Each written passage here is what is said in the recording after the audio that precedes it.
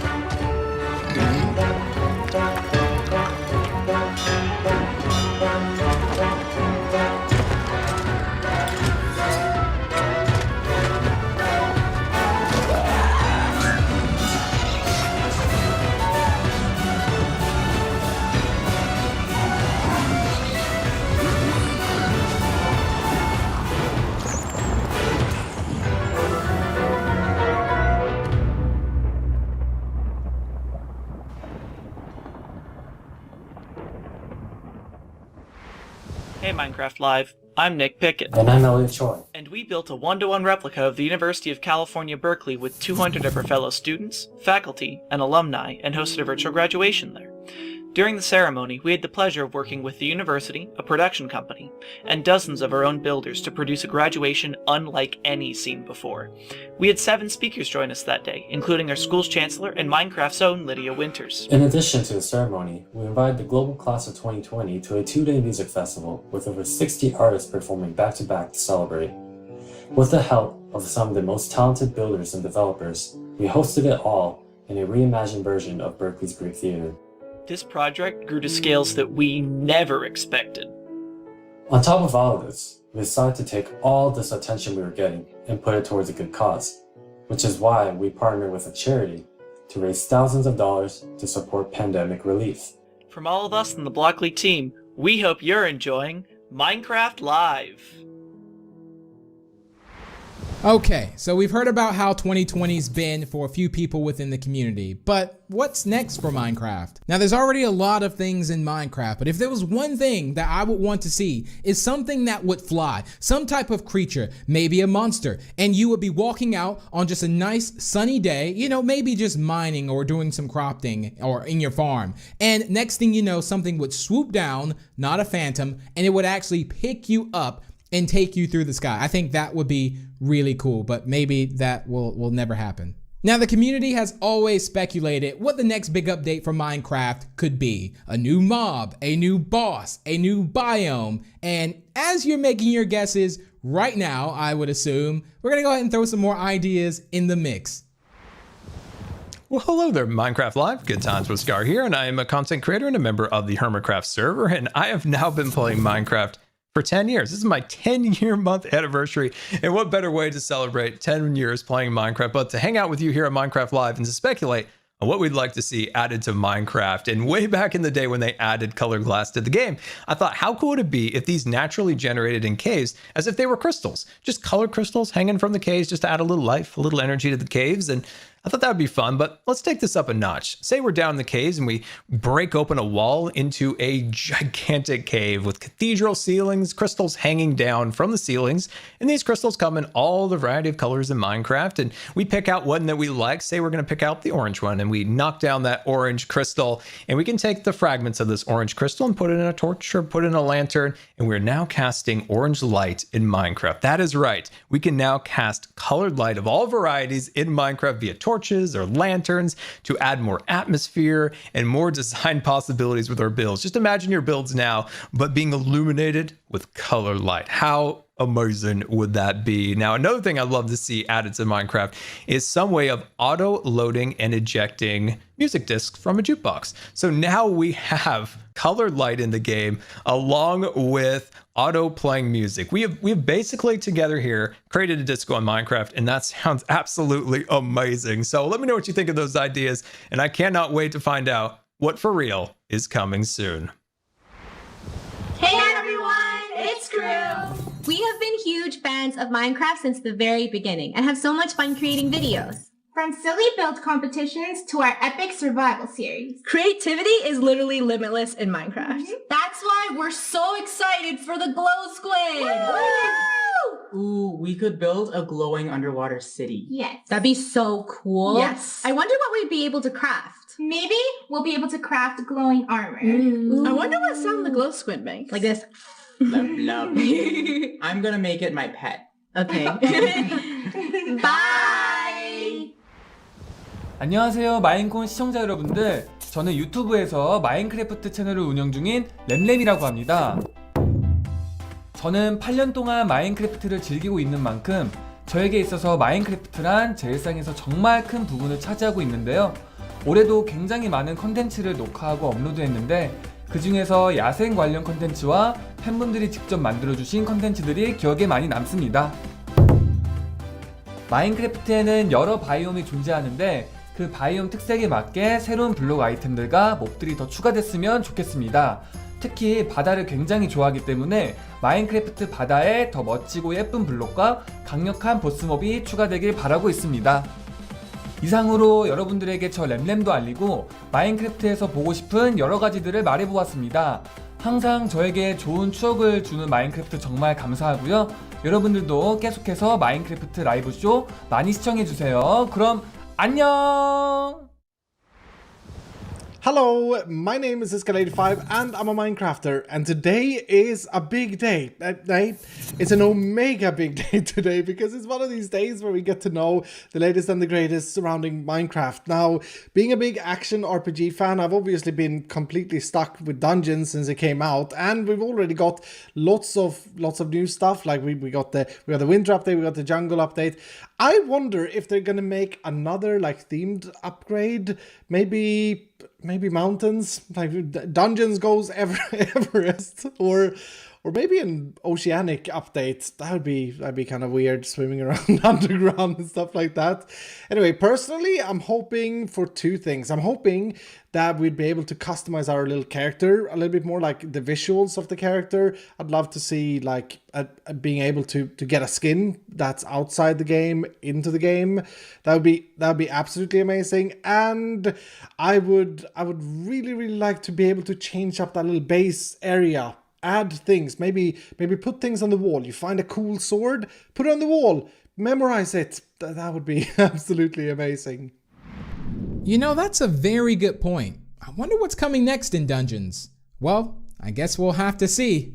Thank you from me and everyone you've seen so far for watching the pre-show. Minecraft Live is just about to start, but we're such a small part of this community. So let's see some other great moments from this year in Minecraft. Thanks everyone. I earned this crown the last time. I get to wear it until I am dethroned, which means I can wear it the whole time until the end. There's a lot more rainbow because it is in honor of it being Pride Month. Was geht ab, Leute? Heute spielen wir Minecraft. すげえやばもう完全にここにあるよ本当にだってもうズームもできるし So I don't know if I mentioned this already, but I really want to use the real Minecraft hearts that come out from the pets when you give them a treat. So I just went into Feather Adventures and I made a green screen inside of the dog's house and for feathers as well.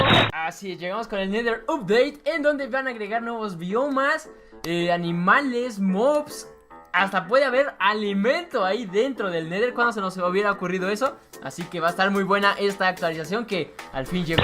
I mean, how can I not get excited about transforming the look and feel of Minecraft from this scene with RTX off to this with RTX on? What the? 睡衣妹妹，思念的幻影。我说呢，我一睡觉来一小老妹儿，这是啥意思呀？ Oh, they're there! The little beasts are there! A new animal! This is kind of blowing my mind. What a cool update. 我乃齐天大圣孙悟空是也，身穿黄金锁子甲，头顶凤翅紫金冠。 脚踏藕丝步云驴。 They've added these new adventure crystals that allow you to experience adventures in your home, in your backyard, or wherever you are, instead of needing to go out and discover them. 这个吃瓜亭呢，也应吃瓜群众们的要求啊，把上面的这个不对称棋盘换成了好多的瓜，同时可以有6个人在这吃瓜呢，想想都有点小兴奋。I'm a bee! Did y'all see that? That was insanity. Yo, we stinging up in here. Check it out. I got a whole mess of powers. Y'all see them? It's bees. You can just keep spawning in all these bees. I'm literally just right-clicking constant. Now the bees that... 마인크래프트 던전스 굿즈. 아 이렇게 봐야 되네. 개봉해 볼게요. 두두두두두. 자, 오, 야. I found the mobs. I found them. I think we found them. Excuse me, I don't No. Well, I gotta show you how to play my game. Are you watching? Whoa, the bees are really angry. Are you watching? What did you do? Dude, the bees are so mad. I'm just gonna leave you to it. Perhaps one of these other huts has something helpful in it instead. Oh my gosh. No, that's... La abeja es el primer artrópodo del juego que vuela. Los demás que hay en el juego son el pez de plata, los endermitas, las arañas. Quebra. Ok. Olha só tanto zumbi! Oi, zumbi! Tchau, tchau, tchau, tchau. 下一个任务是什么？分享一次家园，获得50金币。3、2、1，茄子，分享给好友，就给你了，二哈的二哈哈。Na hora... Meu Deus, olha o porcão! Você tá vendo? É o Puma! Cadê o Timão? Akula Matata! Guten Tag, meine Damen und Herren, und herzlich willkommen zu einer weiteren extremen, ultramäßig harten Challenge. Wir werden heute komplett Minecraft auf den Kopf stellen. Oh, TNT, I'm taking this, okay? Dan, steady. What do I do with it? What do I do with it? It's on my head and I don't know what to do with it. Okay, give me an opportunity. Set me up. Oh, there's a lot of zombies. Throw it, throw Okay. it, throw it. Throw it in the middle. Ooh. Let it work. Here they go. It did. There. Titta vad så gulligt. Han kastar någonting till mig. Vad gulligt då. という習性があります。そしてね、毒針を刺した後まさかの死んでしまうこともあるんですね。ちょっと。 Nej, den är glad. Okej. Och du är glad och du är glad. Nu, titta! Hahaha! Fast då har jag också förstört en sån där. Men Figata ragazzi, è tutto nuovo. Oh mio Dio, hanno cambiato il Nether. Ci sarà tantissimo da esplorare e io non vedo l'ora. Il fuoco blu! Speaking of food, num num num num num. What? Don't take all the cakes. You gotta pay for those. El daño y cómo vas creciendo tú como personaje depende de dos cosas: el nivel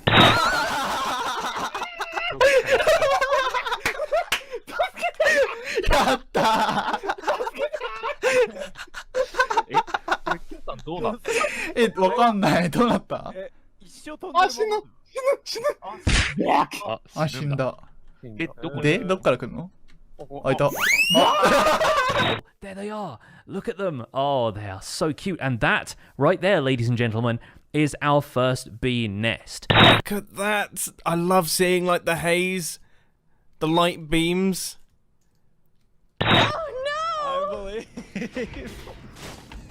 Teleport to Spoonerism? Where did you die? Why would you want to teleport to me? Oh, I'm doing it now. Oh no. Are you alive? What? Cause I want to swim, and when the waves come crashing through, oh, I will let them pass around me, cause I feel so safe with you, and I want to feel at peace.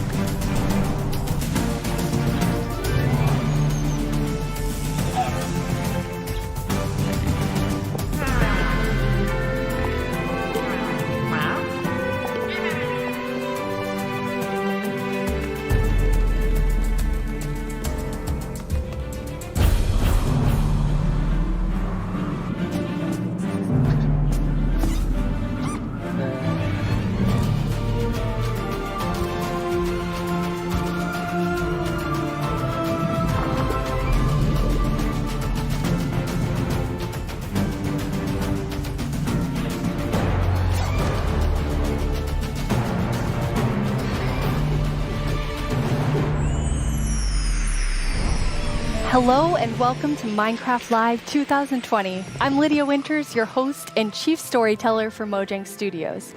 We're coming to you live from Stockholm, Sweden, the birthplace of Minecraft. Some of our amazing team members couldn't be here today, so we recorded the Minecraft Earth and Creator Tools segments in Redmond earlier this week. We are so thankful you're joining us. Before we get started, we want to acknowledge the number of challenges around the world right now, as well as the mental, physical, and emotional toll those challenges are taking on all of us. With that in mind, we want to give the opportunity today to take a breath, have fun, enjoy the games we love, and celebrate all of you, our incredible Minecraft community. It won't all be easy. You'll have to decide which mob to vote into the game, which, based on votes in previous years, will be super tough. You'll not only get to hear about what's coming to your favorite Minecraft games, you'll also hear directly from the development teams. We want you to leave today knowing about the exciting additions coming to Minecraft and also why our team has made those decisions. An insider's look at what's brewing at Mojang Studios. Today, we're kicking things off with the announcement of the we're going to tell you right now.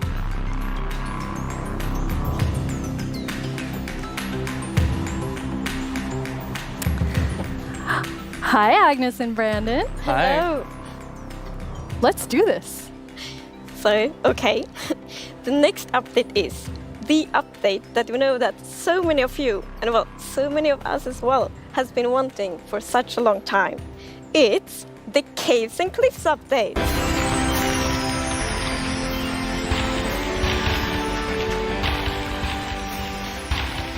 It must feel amazing to be able to tell everyone that. Seriously, like, I'm so excited about this. I mean, even before I joined Mojang, I was always thinking about, like, when is the cave update gonna come? And this is it, but it's also got the cliffs as well. It's got the mountains. Like, this is such a big update, and I'm so excited. How are you feeling, Agnes? Great, like, no, it's so good. So we have been working on this update for quite long, and we're like, we can't wait to tell everyone, and now we just announced it, and it feels we're actually amazing. getting our first live look at some reactions. Oh. Okay, that's very cute. So cute. Those mobs are very, very excited. This year, we asked some of our communities to submit questions that we'll answer across the show. This first question definitely feels like something everyone wants to know. Mi pregunta es, ¿por qué se han tardado tanto en actualizar las cuevas y cuándo llegarán? En verdad que hemos estado pidiendo esto por muchísimo tiempo.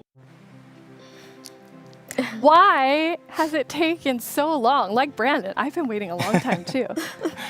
Yeah, that's a very good question. So since this update really is the update, like we have been dreaming about it for so long, so it felt so important for us to do it right. Like we don't want to rush it. But now we feel it's the right time. Like we have spent the time we need to really like understand the vision we have for the update, and also to make sure that we understand what the community actually wants. And we've also like planned around it to make sure that we really can work together with the community to make this and like as epic update as possible. And we have also hired some new amazing developers to the team. And you're one of the amazing developers, Brandon. Yeah, I joined this year in January, and I actually came from the community. I used to do modding for 10 years. One of the first mods I worked on was the Aether, which is like a dimension that had sky islands and stuff. And yeah, I'm just so happy to be here and work on an update this epic. I'm so happy to have you. We have another creator question. Hi, I'm the Pink Diamond Diva, and this is my question. Are you making the caves more advanced for older players so they can mine deep, or are you making them more accessible and easy to navigate for newer players? Such a great question. Yeah, I mean, with this update, we're making sure that we can have as much variation as possible within the actual caves themselves, but we want to make sure that the old caves are still retained as much as possible to keep that classic feel. Yeah, and we really also looked into to make sure that we have something for everyone, because you know we have such a huge community, and it's also a very diverse community, and that's such a beautiful thing. So we really want this update to have something for everyone. So actually, we made sure to map all the features in the update to different player styles to really see that we fulfill that goal. That's so cool. And you had such a big thought process on how you decide what even goes into an update this big. Yeah, we have spent quite a lot of time on just making sure that we have a very good like fundament for the update. For example, we did the player style mapping, and we've also worked with design pillars. So the design pillars, they kind of describe the vision of the update. So for example, they help us when we like prioritize between different features, and also when we design each specific feature. And we have 3 pillars for this update. And the first one is actually all about like the spectacular mountains, the snowy snow, and the mischievous goats. Because at last year's live, the players voted for these features, and we felt like it's so important to deliver on that promise. So we actually wanted to have it as a pillar. Yeah, and another pillar that we actually integrated into this was adding strategy to mining. So of course, Minecraft already has plenty of strategy in mining, but we wanted to see if we could push that just a little bit further and add even more mechanics that make it interesting for players to mine in the caves. Yeah, and the third pillar is to create an underground of marvel for the players. And that pillar is a lot about like adding variation to the underground and like contrasts, and like inspire players to like craft their own underground adventures and build underground. And one thing we have done to like fulfill this pillar is that we have added new cave biomes, and one of them is the Lush caves.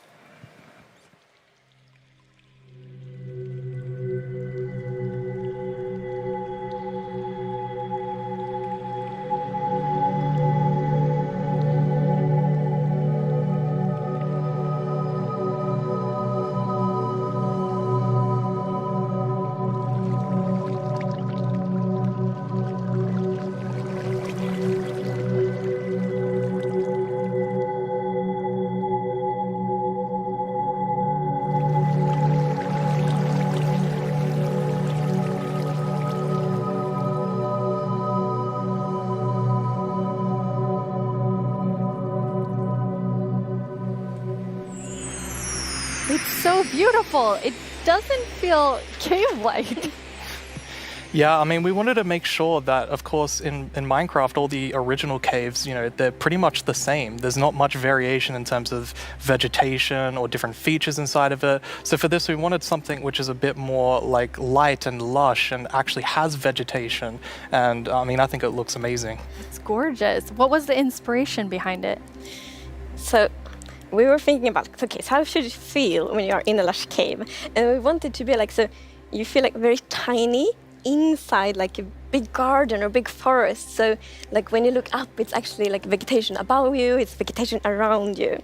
And one source of inspiration we had is actually a Swedish painter called John Bauer, because in his paintings it's always, or often at least, like a tiny character, and then it's like huge forest, and you see like the bottom of the trees because the vegetation is like so big compared to the character. And you're adding so many new plants in the lush caves.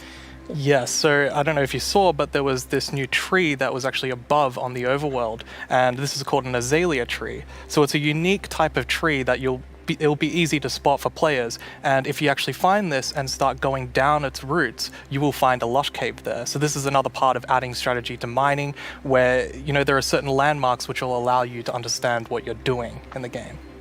That's cool. And another one of the new blocks is a block called Spore Blossom. And it's that, you maybe saw it in the video, it's a big pink flower that you find in the roof of the lush cave. And it will drip particles from that flower, but it will also actually feel like a big volume around it with particles. So it's similar to the particles that we added to the Nether biomes in the Nether update. But the cool thing here is that you can move the flower if you want to and get these particles anywhere you want in your world. So you can actually be very creative with that.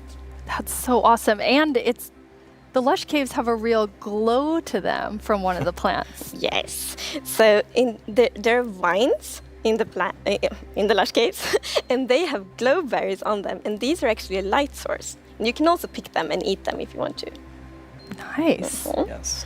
And another plant we actually have is the drip leaf plant. And you can actually see that they can kind of grow from like water or anywhere else. And they grow quite tall, but they have like a little plant on the top that you can actually hop onto. So the idea of the mechanic behind it is that the leaf will actually tilt down when you stand on it too long. So this will actually make you fall through. However, after a few seconds, it'll come back up. So it's kind of this like platforming block that allows you to just, you know, continue platforming over and over again, which I hope is really exciting for, you know, content creators making maps. Yeah, you can build like your own platforming levels, and then they will repair themselves. That's kind of neat. It's so beautiful in there. And there's actually a mob coming to the lush caves. Yes, there is. But we will actually not tell you about this mob now, because in the end of the show, we will show even more features coming to the Caves and Cliffs update. And then we're going to show that mob. This is the first time we have so much that we're actually splitting the update section into two, at the beginning and towards the end of the show. It's amazing. Yeah, it's exciting. You've also worked on improving the cave generation. Yes. Yeah, so as you can see here, I mean, this is drastically different to what caves used to look like. And there's definitely still the old style of caves, but we wanted to make sure that there was much more variety in the sort of caves and the shapes and the sizes you could get. And even here, you can see that there's some water underground. Yes, so we actually added something we call local water levels. So in one cave might find like a cave lake, and another cave might not have that one. And this also means that we get naturally generated waterfalls, which is so pretty. And it also kind of gives like new ways to traverse the underground. You can actually go cave rafting. Yeah, so you'll see in a bit that our player here will actually use a boat to raft. And that is just such an exciting opportunity to be able to traverse the caves in a very different way than you used to. Yeah, we were playtesting, and then one of the devs like, look at this, it's so fun, and all of us just started to go with the boat on the waterfalls. It was a lot of fun. So another thing to note here is that you could see that a lot of the ores were actually glowing. This is just for preview purposes. Ores aren't going to glow now. It's just that the caves tend to be quite dark, and we want to make sure that players can see the shapes of the cave. Now, will that only be for the like normal caves, or will this run across all of the new cave biomes? Yeah, so the really cool thing is that like the new cave shapes and sizes is completely independent from the new biomes. So that means that we have so much variation. Because, for example, a lush cave can, for example, generate, in a super narrow tunnel, but it can also generate in like a huge cavern, and that creates completely different atmospheres, but it's still the same biome.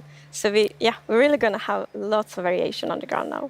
You've been calling two of the different cave types spaghetti and Swiss cheese? Like that's how varied the caves could be? Yes, I mean, there are so many different variables of how the variation works, and I mean, it has even more variation than the overworld itself. It's just crazy. It's a lot. Yeah, some of the caves, for example, have really cool pillars, and some are more like flat, some are tall.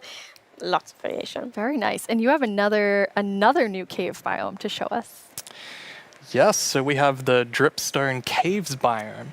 And whenever I think about the idea of a cave update, the image of stalagmites and stalactites comes into my head. But adding these are pretty difficult. It's a very unique shape that Minecraft isn't really accustomed to. But I think the way that the artist put it into Minecraft works quite well. And of course, there's some mechanics surrounding this. So you can see that someone destroyed the block up the top, and so the dripstone fell down. And also, unfortunately for this zombie here, if you fall on these dripstones, you will get hurt. Poor zombie. There's another interesting mechanic in the dripstone caves. Yes, so maybe you saw in the video that like from the stalactites, you could see that it was like dripping water. So actually, if you put a cauldron under a stalactite, it will fill up with water. So it's renewable water. And how do you remember which is stalactites and stalagmites? Well, that's a very good question. It has been very tricky to remember that, but I think I learned. So we actually, it's hold on tight to stalactite. I was going to say the wrong one. So stalactite is in the roof and stalagmite is on the floor. Perfect. Yeah. We've been practicing that, all of us. For a long time, even. And you have something really amazing in this update for the sort of redstone engineers out there.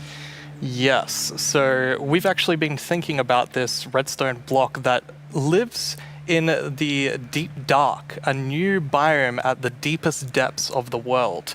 We're not going to talk about this biome too much today, but we are going to show some of the blocks and maybe later a mob that comes from it. So if we look at the video, we can actually see that it's basically this growth, and this is called the skulk blocks. And one of the blocks is called the skulk sensor. This is the new redstone block. As you can see, when you place or destroy a block, or if you have footsteps, it'll actually detect the vibrations around and then emit a redstone signal. So this is going to be very interesting for redstone players. We even have a mechanic around it where you can actually use wool with wool occlusion to essentially prevent signals from being able to get into the skulk sensor. So let's take a look at that now.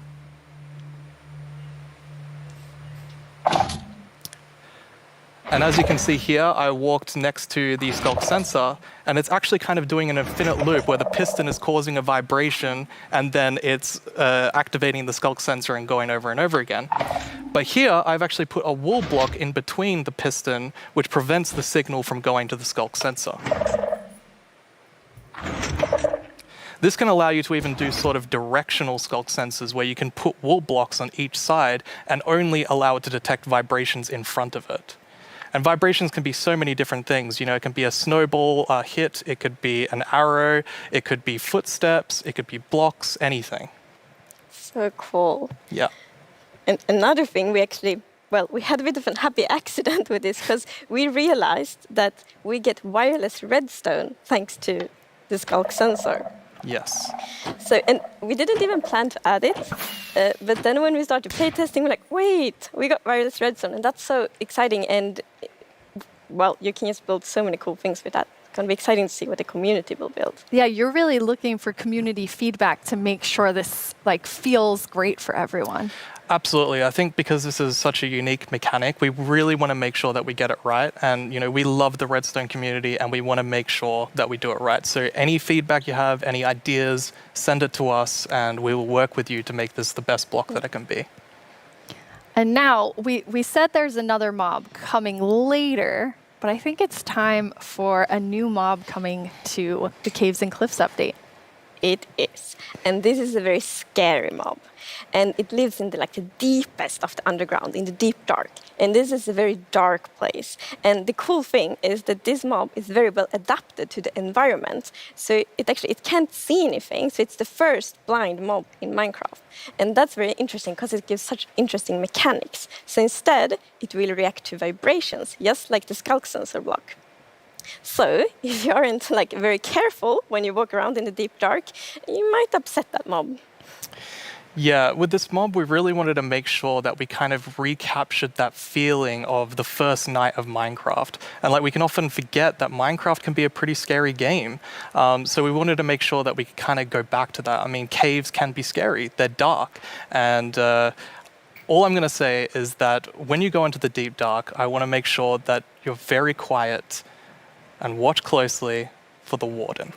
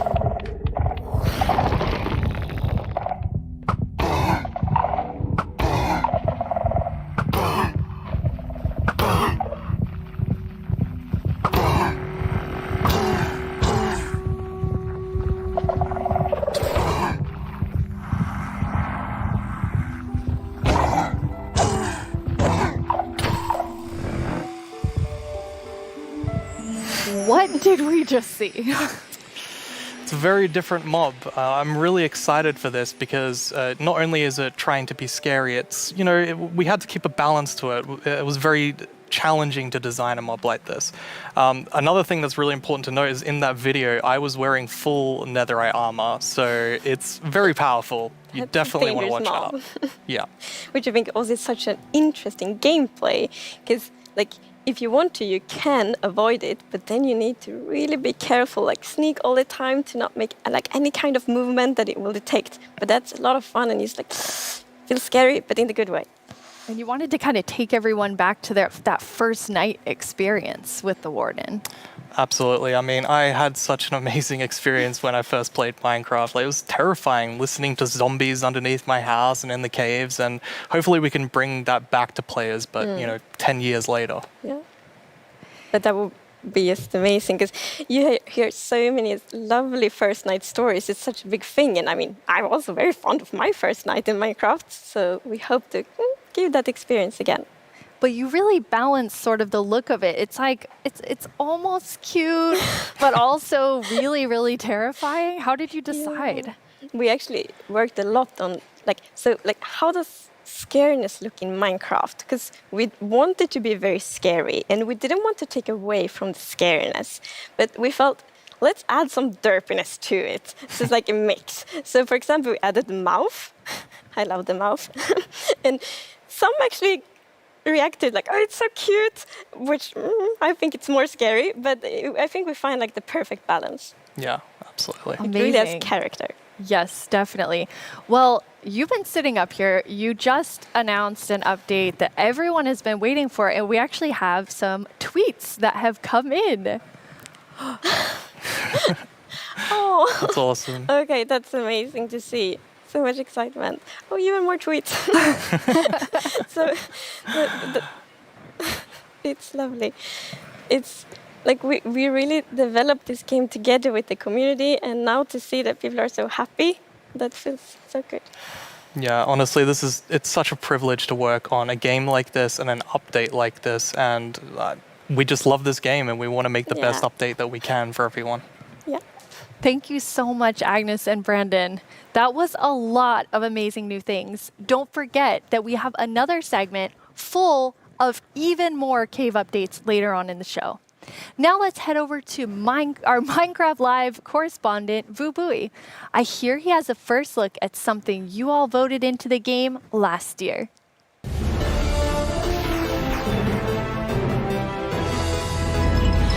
Hello, Minecrafters of the world. I'm Vubui, and I'm here once again to help all of you at home to choose a mob that will go into Minecraft. But first, we have a message from our good friend Max Brooks, author of our first Minecraft novel, with some exciting news. Hey, Minecraft community.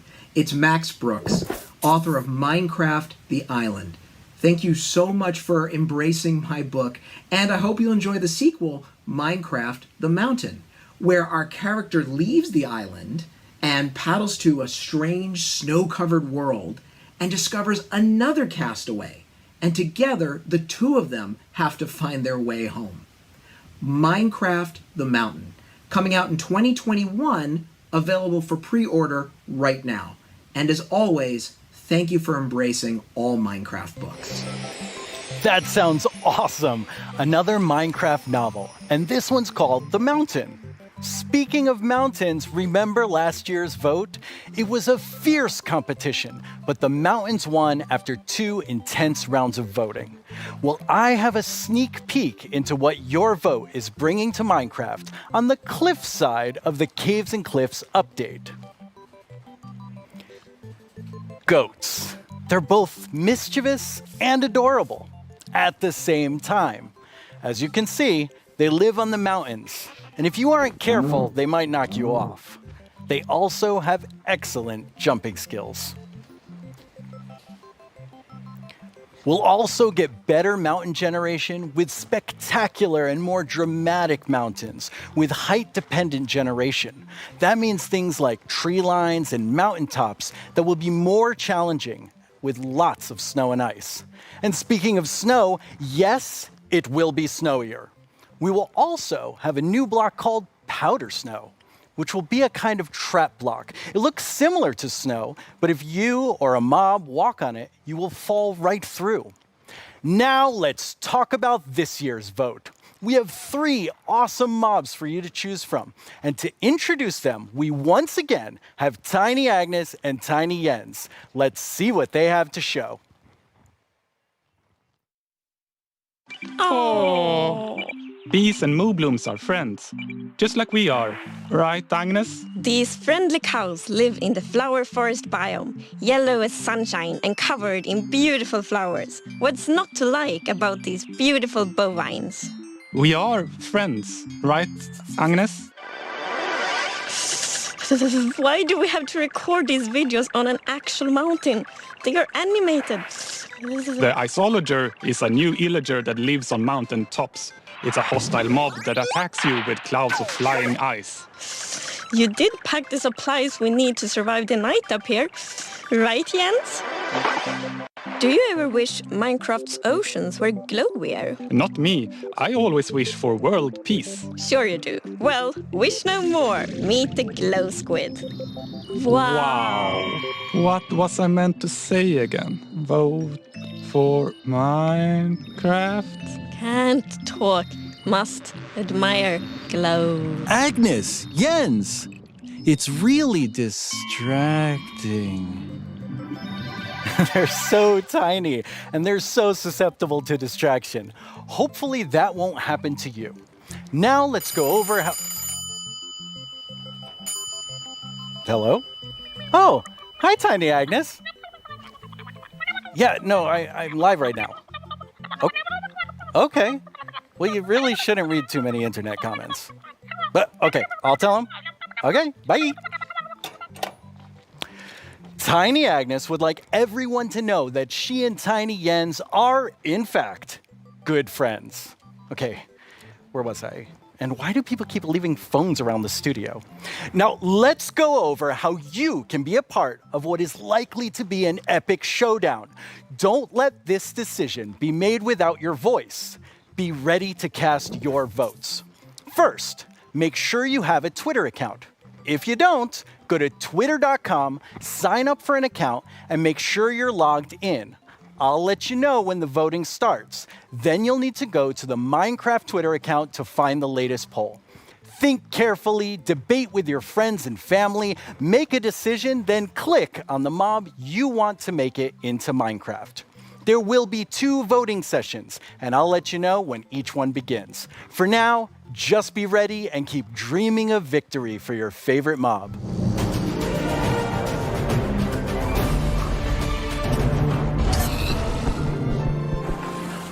My name is Yesenia Cisneros, and I am the gameplay producer for Minecraft Earth. I am so excited to be a part of Minecraft Live this year and to share this wonderful experience with you, our amazing community. It's been so fun seeing what you've been doing with the game. I've seen lots of creation shared each week, and I wish I were that creative. I mean, wow. While everyone has been discovering new hobbies, I have been logging in each day to collect a new adventure crystal, which lets me play life-size adventures in augmented reality in various parts of my home. My dogs are very confused, to say the least. It seems like I'm not the only one who's been going on lots of adventures. We've had more than 5 million adventures played throughout early access. Holy moobloom, that is amazing! I've also been completing season and daily challenges to collect mobs, even more adventure crystals, and exclusive character creator items that can also be used in Bedrock. Sometimes, when the weather is just right in my house, lightning strikes and a new mob is made. Later this month, we have 2 new mobs joining Minecraft Earth, and I hear they're going to make quite a splash. Speaking of mobs, our beloved Moobloom from Minecraft Earth has a chance to be brought into vanilla. How cool is that? Now, I'm not going to tell you who you should vote for, but what I am saying is one of these mobs is definitely way more adorable than the rest, so choose wisely. In our last couple releases, you may have noticed that we added slime ball and slime blocks. With that, I'm super excited to let you know that we are adding pistons and sticky pistons to Minecraft Earth. Be on the lookout next week for a content update, and I can't wait to see the awesome creations you make with blocks, items, and now redstone contraptions. Our friends Mumbo Jumbo and Grian recently took a Minecraft Earth road trip and made their own awesome creations. Let's get a sneak peek at what they discovered. Hello everyone, my name's Mumbo, this is my friend Grian, and this is my 1974 VW bus. There's no air conditioning, there's no heating, there's no radio, there's no anti-locking brakes, no power steering. There's no seatbelt. I've owned it for about 4 years, and to be frankly honest, it's pants. Times were definitely different in the 1970s, so it's ridiculously slow, and it's definitely lacking some of the modern comforts you would usually expect to find in a car these days. We are embarking on a grand tour of England, going from the south coast up to Wales, and it's going to take us 3 whole days. I'll be honest, Grian, mate, would you class that as a grand tour? Well, yes, we have no radio, so it's going to feel a lot longer. But you see, this isn't a regular road trip in a rubbish old van, this is a Minecraft Earth road trip in a rubbish old van. With Minecraft Earth being a game you can play on the move, we thought we would travel to a bunch of different locations in the UK. Some of them are iconic, some of them just feel very Minecrafty, and some of them are barely linked to Minecraft at all, but we just really wanted to go to them, so we did. Oh, he took it out on the guy next to him. We also had a go at integrating Minecraft Earth with real life. Minecraft Earth Frisbee is a bit of a challenge. Sorry. Minecraft Earth Badminton can be quite dangerous to onlookers. Sorry, John. And real-life sand blocks are alarmingly difficult to construct. If I just film this angle, there we go, look, it's our sand block. All in all though, the road trip was a huge success and we had a lot of fun. You can expect to see the full-length episodes appearing on our channels very, very soon. Wow, it looks like Mumbo Jumbo and Grian had quite the Minecraft Earth adventures. At Mojang Studios, we've also been making more original content than ever before on our Minecraft YouTube channel. Our goal is to create shows that give you inside knowledge directly from our team. We're even giving away all of our secrets in a new series called How We Make Minecraft, which honestly feels sort of risky. And guess what? We have lots more awesome Minecraft content on the way. Here's a look at what shows you'll find on our channel.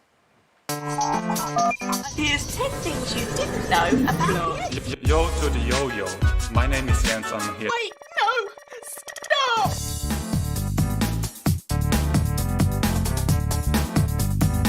How can Steve punch cactus without getting hurt? I know a cactus has pricklies, but punching a tree probably hurts too. Everyone just starts panicking.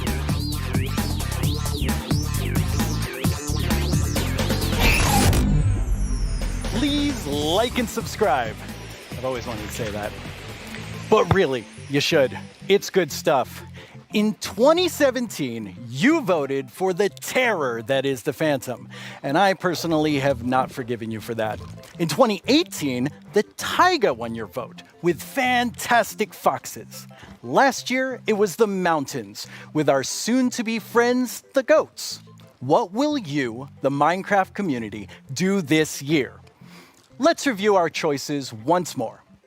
I was inspired by some of the amazing handcrafted things I've seen made by our community over the years. So I decided to make my own versions of our 3 mob choices. Hi, babies. For illustrative purposes. I think I did a pretty great job. Took me 3 months each. Anyway, all the way from Minecraft Dungeons, we have the Iceologer. They make clouds of ice that smash down on whomever they are attacking. Not quite as chill as they look. From Minecraft Earth, we have the adorable Moobloom. I hear they may come with a new flower, the Buttercup, and I'm pretty sure they'll be best pals with bees. Also from Minecraft Earth, the Glow Squid. As the tiny trio will surely attest, they sure are distracting to look at. The first voting poll is now live on the Minecraft Twitter account. Make sure you're logged in, go to the poll right now, and click the mob you want to win. We'll check back in before we start the second and final poll. Now, though, I'd like to welcome Laura to my desk to talk about the dungeoniest Minecraft game ever, Minecraft Dungeons. Hello, Laura. Hi, thanks for having me. Very excited that you're here. Nice. So what do you do at Mojang Studios? I am a game designer, which means I am the one that gets to decide how difficult the bosses are. So I'm sorry about that one. You can blame me for that. I think people will blame you for that. That's okay. While I have you here on the stage, which mob are you voting for? I think if I don't say I am voting for the Iceologer, my team will kill me. But it's an amazing mob. It brings a lot of fun to dungeons, and I think it will bring a lot of fun to Minecraft as well. Okay. I figured you would say that, but I had to ask. So tell me about the launch of Dungeons this year. Oh wow, that was quite the ride. It was such a crazy launch. I don't think anybody in the team expected to ever release a game from home. So we were all sitting in this like massive Teams call and like sharing streams with each other and sharing videos and comments from players, and it was very good. It was fun in a different way. What would you say was your favorite thing from the release? I think it was how people came together to play the game. It was very fun to see parents like show their children dungeon crawlers and children show their parents Minecraft. I don't know, it was very nice to see everyone just sit together and play and enjoy. That sounds wonderful. Yes. Well, let's take a look at what the community has done with what's come out so far. Yeah. Cannot actually believe that we like got close to the end and it was like, nope, well, time to be blown up by more creepers. They absolutely hate you, those creepers. Oh yeah, Tom, you're welcome to join actually. あ、待って待って、結構減った結構減った。最後殴りに行っていい？お前おら！お前おら！ So the village merchant, a really cool merchant, simple, straightforward items, and definitely a nice addition to the game, a good replacement for the wandering trader. Now let's go check in with our friend the blacksmith here. This is definitely something that I'm looking forward to because this is one of the coolest things that has possibly come to the game. Oh, tem que matar o maguinho. Ai, morri. Galera, me ajuda. Calma aí, eu vou te ressuscitar. Calma aí, eu vou dar couve aqui. Que isso, Davizinho já tá me ressuscitando. Oh boy, oh boy. Alright, I see what's going on here. I see what's going on here. Väldigt bra! Ha! Smättsut! Hör du! Vänta tills jag har min raket du! Du ska få spö då! Nu jäklar ska ni få spö. Skya! Stop killing the pandas, you monster! Stop killing the pandas! Oh, we have to save villagers. Our villagers right there. You are free, villager. We must find the caravan of other villagers. Ooh, I got invisibility potion. What is that? 와, 맵 엄청 많이 생겼네 이번에. 자, 크리퍼까지 깼고 늪지, 목장, 협곡, 레드스톤 광산? 여기 거의 끝판대장급 아니야? Holy smokes! Boom! You right? Yeah. I put my Oh, look! There's a pig. What Kill the pig! Get the pig! Oh no! Red! Backwards! No! Oh god! That looks so fun. Yeah, it's so cool to see people have fun with the game. And it's fun to play and watch. Yes, I hope so at least. But this week, you also had another launch. Oh, this month it's been a crazy month. Like, we haven't stopped doing things, I feel. We released first the Creeping Winter together with our new merchants and the new daily trials, which was awesome. I hope everyone loved it. We launched for xCloud, so now people can play on mobile, which is so fun. I really like that. And this week we just launched in China, so now we get to welcome our Chinese friends to the community, and I am super happy about that. That's really exciting. Well, now we have a question from the community for you. Right. ということで、私から質問です。マインクラフトダンジョンズをリリースされてから、開発者が想定していなかったファンの反応やゲームの仕様などありましたでしょうか？また、マインクラフトダンジョンズの今後について教えてください。今後、どのようなコンテンツがリリースされるのでしょうか？ぜひ教えてください。よろしくお願いします。Okay, he kind of snuck two questions into that. Yes, but they were great questions, and thank you for sending them. Regarding the first question, I think we were very excited to see how fast people found the secret mushroom level. Like, I was very confused about it as well, because we had worked very hard on making it very secretive and having little snippets of things everywhere, but players are so smart. They found it so fast. So if you haven't played the mushroom level, go check it out, because it's very fun. And the second question? Right. So that's what we are here to talk about today. We're going to talk about our upcoming DLC that we prepared with our friends at Double 11, and that's called the Howling Peaks. So we're going to the mountains with dungeons as well. That's awesome. Yeah. Why don't we take a look at some live gameplay? Yeah, let's check it out. We are very lucky today that we have 4 members of the Dungeons team with us. Here's Mariana at the Nintendo Switch. Hello. Here's Chris at the PC. Here's David at the PlayStation 4. And at the Xbox One, we have Annika. So we get to show you here for the first time cross-play, which we're very excited about. So people can play together from everywhere. That's exciting. And yeah, that's our first look at the mountains biome coming to dungeons. Already I see a goat right there. Oh yeah. Yeah, we were so happy. We asked the Minecraft team if we could bring goats to dungeons, and they said yes. So we get to release them a bit first in dungeons, so we're super excited about that. They're equally as mischievous. Yes. So I see a lot of wind coming out of these grates. Yes. Wind is a mechanic that we're going to explore a lot in the mountains missions. And the players will be both challenged by it and will be able to use it. So the wind will push the player, so you need to be a bit careful, but at the same time you'll be able to use it to solve puzzles, push items, and open doors and stuff like that. So yeah. That's awesome. What is this we're looking at? Right, so yeah, our mountains biomes are so tall that the player will need to find new ways to traverse the levels. So that's a mountain lift, and there's gonna be full of like these little contraptions all around. That seems like a really fun new mechanic. Yes. Yeah, the goats are all around, and you need to be careful with them. Yeah, I saw them attack. Yes, they're really gonna push you out of the edge if you're not too careful. So leave the goats alone. Yes, leave the goats alone. That's very important.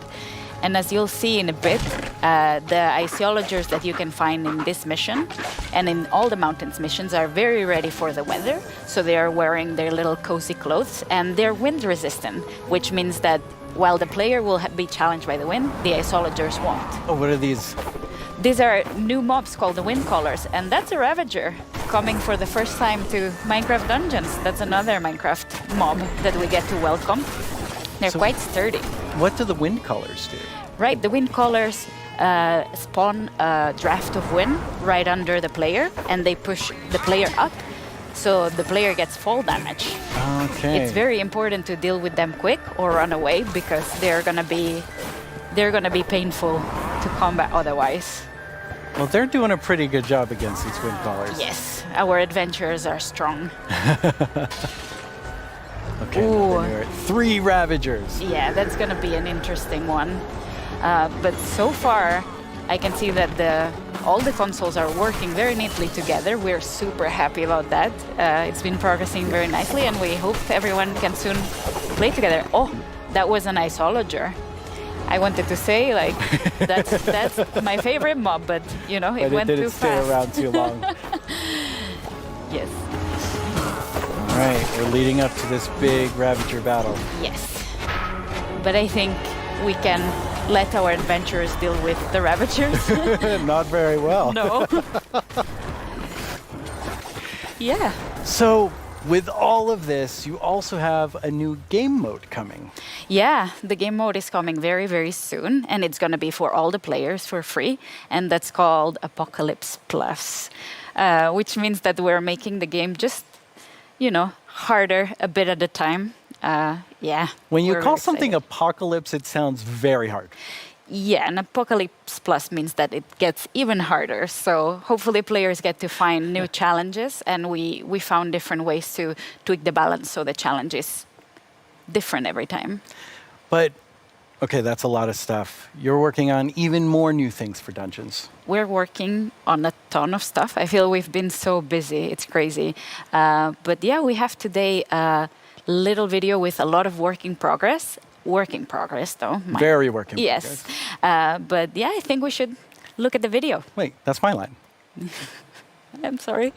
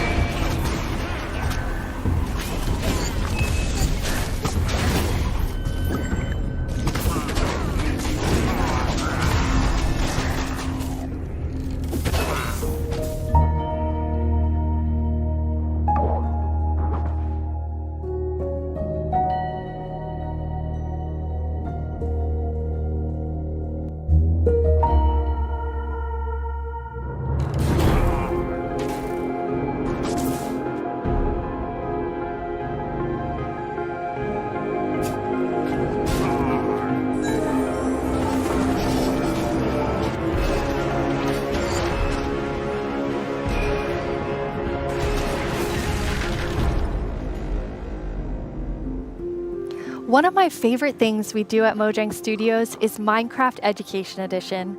Students around the world are able to learn in exciting and interactive ways using the game as a learning-based platform. Students and teachers in 115 countries around the world are able to collaborate, learn, and share together. Minecraft has always been a way to connect people, and we've seen that now more than ever with Minecraft Education Edition being used in remote learning. When you're in the game, you don't have to feel so far away from your classmates. From creating graduation ceremonies in Japan, to creating first date orientations for American universities, to teachers doing virtual meetups, we've seen students and teachers using the game in incredible ways. Today, we're launching our first ever Minecraft Education Edition Global Challenge for students around the world to build a better world with us.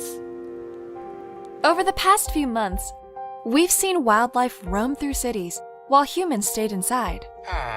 Without cruise ships and ferries around, dolphins visited the port of Cagliari in Sardinia, Italy, and wild boar roamed the streets of Barcelona. But what if animals could share space with humans all the time?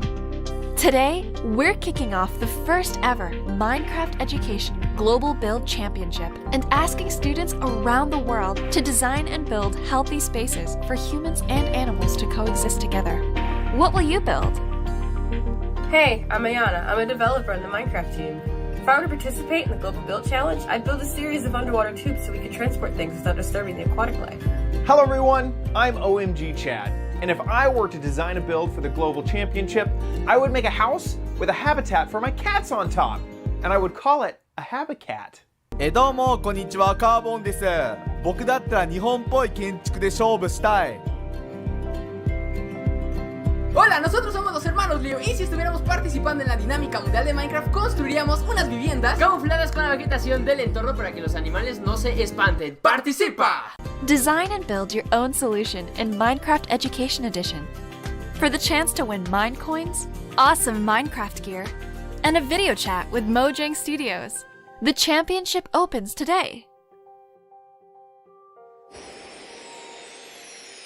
You can register today and download the Championship World template. We can't wait to see your amazing ideas, and Jens and I can't wait to see the winner on video chat. We get the awesome prize of chatting with you no matter who wins. For those of you who don't have Education Edition, we have something for you too. Our education team has already added amazing free lessons to Minecraft Marketplace. We've also been working with some amazing educators on a new series about diversity and inclusion coming this fall. Hi, Minecraft Live. I'm Kenneth Shelton, and along with my fellow educators, Felisa Ford and Natasha Rochelle, we've been building a series of Minecraft lessons that will help people explore topics of social justice, equity, identity, and tolerance. The first of these lessons is called Good Trouble, and it's based on the life and philosophy of Congressman and civil rights activist John Lewis. The additional lessons continue teaching about social justice from across the world and through time, from Black Lives Matter to Malala's quest in Pakistan to achieve equal education for girls, to the civil rights movement of 1960s America, to the women's suffragette movement, and more. We can't wait to share these important lessons with the Minecraft community. I'm looking forward to playing through the Good Trouble lessons myself. Together with the Minecraft community, we commemorated Juneteenth with contributions to the Black Lives Matter Global Network Foundation, Equal Justice Initiative, and the NAACP Legal Defense Fund. We're proud to continue supporting organizations that fight for equity and equality in the world by making an additional donation today to the NAACP Legal Defense Fund. This brings our 2020 contributions to over $2 million. Beyond this, we continue to look within our company, our products, and ourselves for how we can help create a more inclusive world.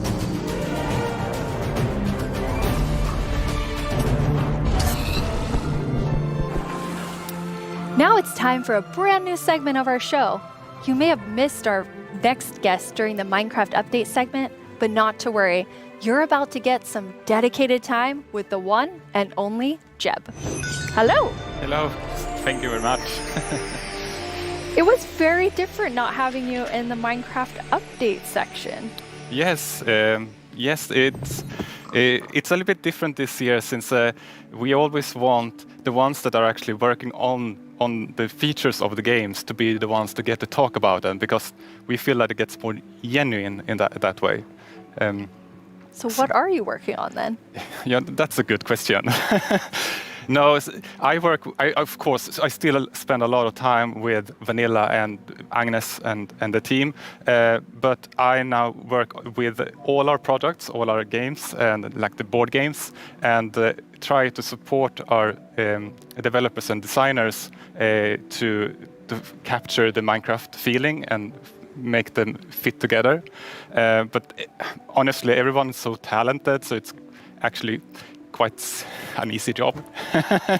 But to help everyone, both in Stockholm and in Redmond, I wrote a book, a Minecraft game design book. Are you trying to sell that to everyone in the audience watching? No, this is only for Mojang Studios employees. It contains a lot of secrets. But it was helpful when the team grew to kind of explain my thoughts and ideas about Minecraft. And for Vanilla in particular, there are some guiding principles that are going to help us continue updating the game for many years to come. But you did decide to share some today, so people can kind of see what's in the Jeb game design book. Absolutely. So one of these guiding principles is, it maybe sounds obvious, but that is, it's always one block at a time. You place one block, you remove one block, you pull one lever, and you trigger one TNT, and of course that causes a big explosion. But at the core, the interaction is always one block at a time. And it's not only important for the way you play the game, but it's also if you're playing together with someone, let's say you're building a house or something, then I will be able to observe what you're doing and quickly understand where you're going, and then I can help you, and every block counts. If you would just copy paste or make templates and such, then it would be a little bit harder to collaborate. And also Minecraft is a lot about the journey to create your massive castle or whatever. But so it's important to we retain that feeling. And you have another principle, but it applies pretty directly to a community question that we have. 你会加入更多天气或者自然灾害到我的世界中吗？像是暴风雪或者是大雾天气。我的世界的中国玩家大家好，感谢你的提问。Wow, yes. Yes, the Chinese community inspired me to try to take on a new language, but I have a long way to go, honestly. But about the question, if we're going to add things like natural disasters, that kind of contradicts one of our other guiding principles, that bad things happen, but they're technically the player's fault. Okay, they're the player's fault. Yes, in the sense that it was either caused by a player, like a griefer or summoning in the wither, or a player was nearby, such as when a creeper explodes. So whenever something bad happens, we want to make sure that the players are either actively taking part of that or have a way to prevent it from happening. And an earthquake or a tornado would obviously destroy something that you've spent hours building. But there's definitely a few I can think of that maybe fall outside of this principle. There are still a few cases, like Endermen can grab a block and maybe wreck up some redstone, or you can have an unlucky wolf running into your sheep garden. But there's also, the worst thing is, of course, lightning strikes that can set your whole house on fire. But I'm hoping that Agnes and the team may have a plan for that. Exciting. So what's the last feature you were active in developing? Yes, the last feature I did was the Netherite feature. I thought that was a very important part of the Nether update, and wanted to help where I can. But I don't want to, since I'm working with so many different projects now, I don't want to do something halfways and then kind of leave it to the team to fix my bugs. So I try to be a little bit hands-off. But recently I've, of course, also been working a little bit on making combat test snapshots. That leads us to another community question.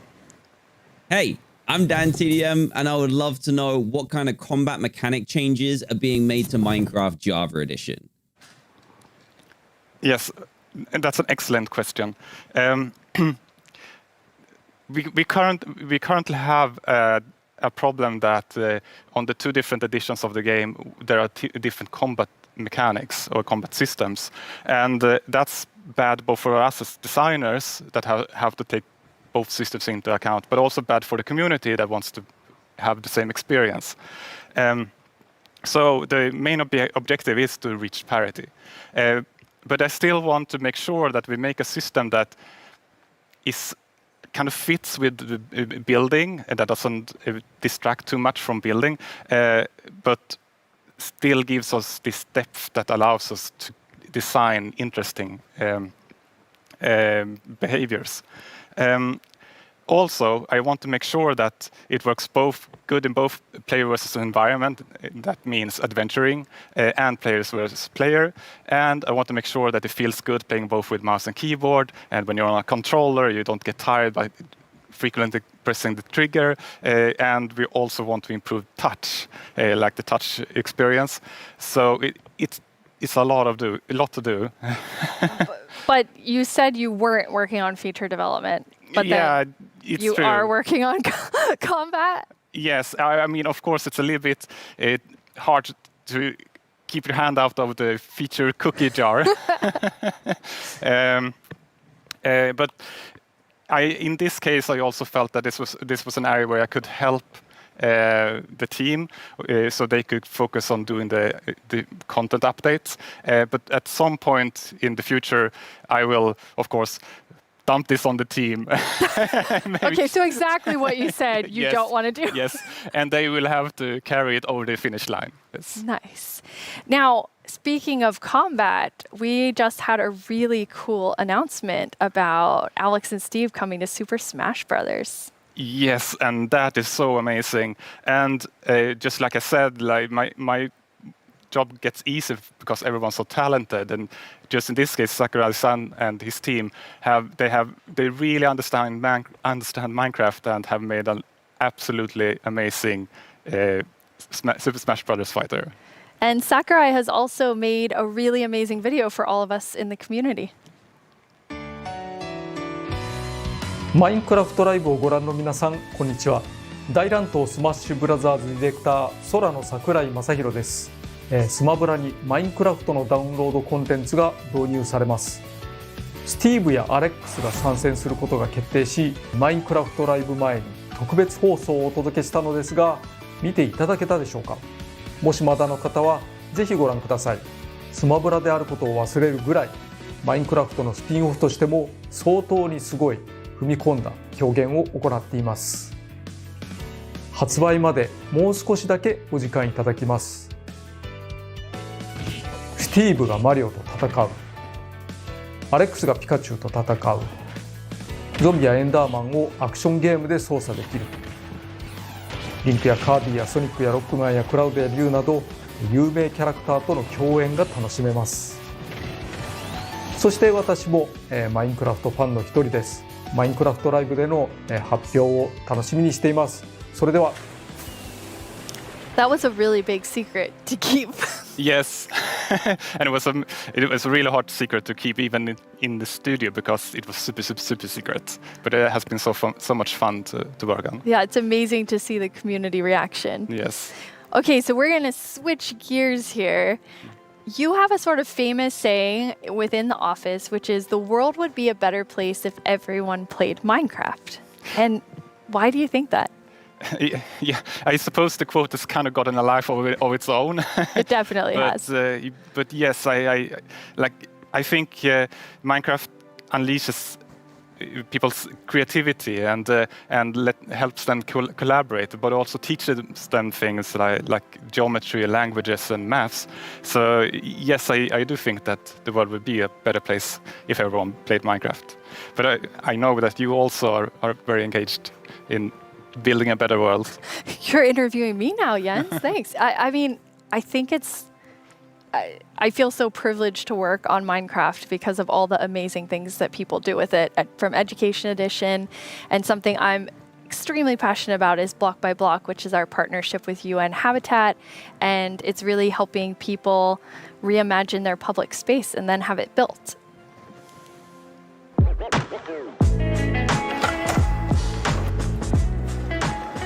I love this place. It's such a nice area, but it has not always been like this.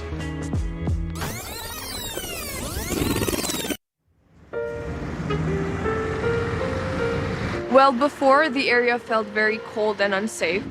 Basically, it was just an abandoned place. Block by Block is a program created by Mojang and UN Habitat where we use Minecraft to help community members redesign their neighborhoods. Kosovo has been impacted by years of conflict, and in those situations, we often see communities divided and public spaces neglected. It was a really cool project because even the little kids like me could help out with make the city a better place. They got to use Minecraft to sketch and try different solutions about how the space could be improved. It was very fun because you felt like to be able to help the city while just playing. After that, the ideas were presented to local architects and city planners, and later that year, construction started.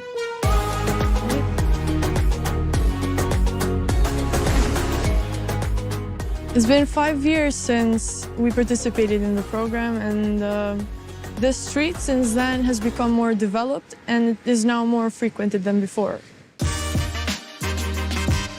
It seemed kind of unbelievable that this was made with Minecraft. So seeing my own idea as a kid, changing a whole area in my city, it was very special to me. It's unbelievable that we were able to make reality what was once only an idea in our computer screen. Finally, decision makers have changed their perspective because maybe they realize that we can make a change.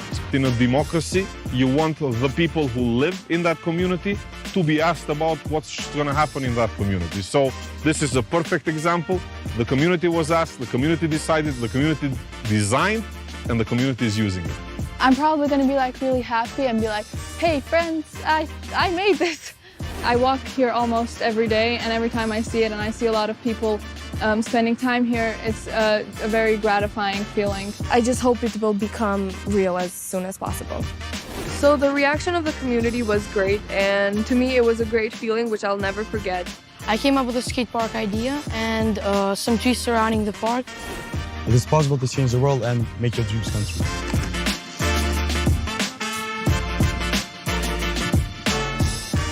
It felt like I was being heard, and being heard and listened to is one of the best feelings that you can feel.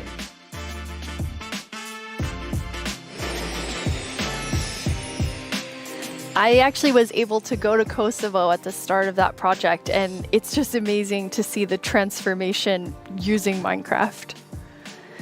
Yeah, it's amazing. Yes.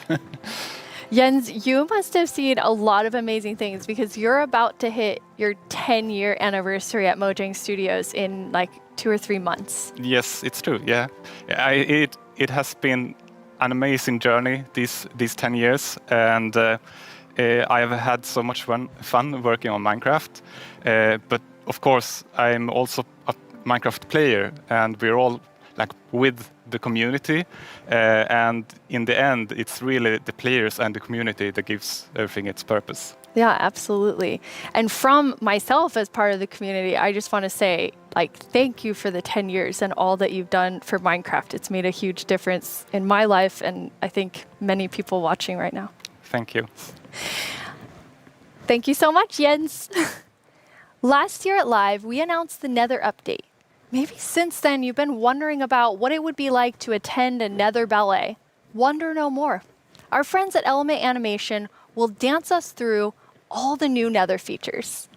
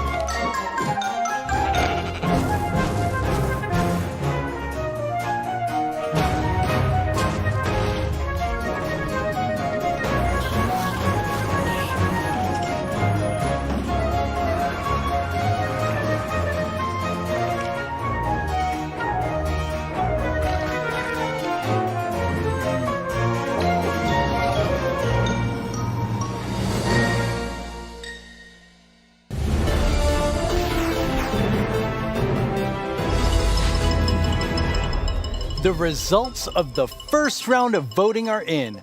The round which determined which mob's dreams would be dashed, with no hope of making it into the final round. And it was intense. But sadly, let's all say a fond farewell to the poor Moo Bloom. Then forget it ever existed, because it's time to vote again. We are now down to the Isolager and the Glow Squid. And in the first round, they were quite close. I'm quite interested to see where the voters of the Moo Bloom will go. If you missed the first round of voting, make sure you get in on this one. It determines which one of these two makes it into Minecraft. I know who I'll be voting for.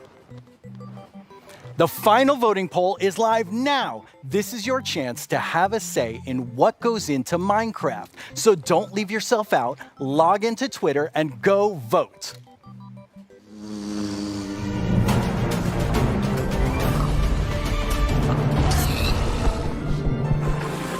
Hello, I'm Quinn, head of the Marketplace Partner Program, and I'm joined by two of my favorite people. How about you guys introduce yourselves? Hi, I'm Fanny. I'm a developer on the Creator Systems team, and what we do is create tools for our creator community. And some of them are very visible, and we're going to talk about them later. Some others are more behind the scenes, and that help our creators make content that is more efficient and reliable, like the schedule command that is coming out soon. Yep. I'm Jason. I'm a developer in the engine team, and we've been responsible for a lot of the modding type capabilities that have come to Bedrock over the last couple of years. That's super cool.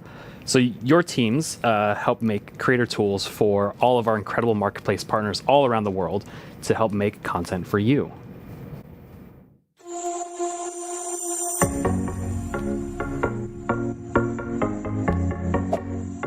Kia ora koutou mā, ko Pete tēnei from Piki Studios here in Aotearoa, a team of 3 making content for the Marketplace and Minecraft Education Edition.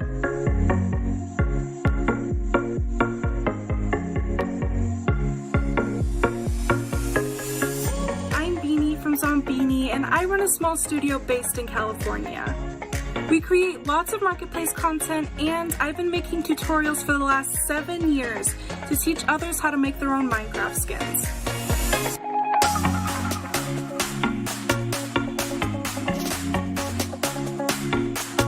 Magandang umaga, Minecraft Live. My name is Mark from Kubo Studios, and we are 15 working here in the Philippines.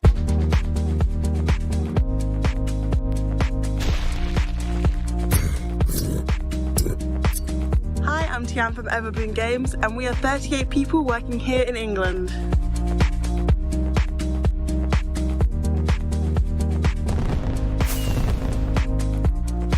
Hi Minecraft Live, this is Lizcraft, and we hope you like our stuff on the Marketplace.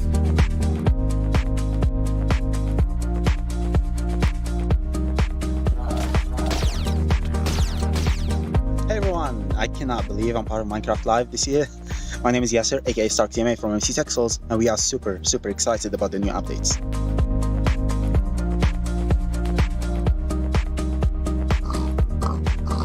Oi Minecraft Live, eu sou o Gabriel, diretor da Irim Studios, e a gente tem cerca de 5 participantes na nossa equipe, somos todos brasileiros.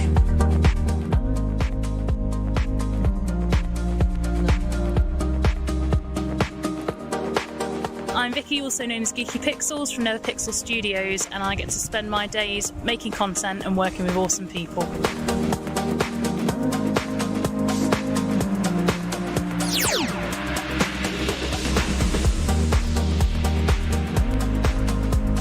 Hey, I'm Warren from Guycraft, and we are 20 people working here in Israel. Shalom.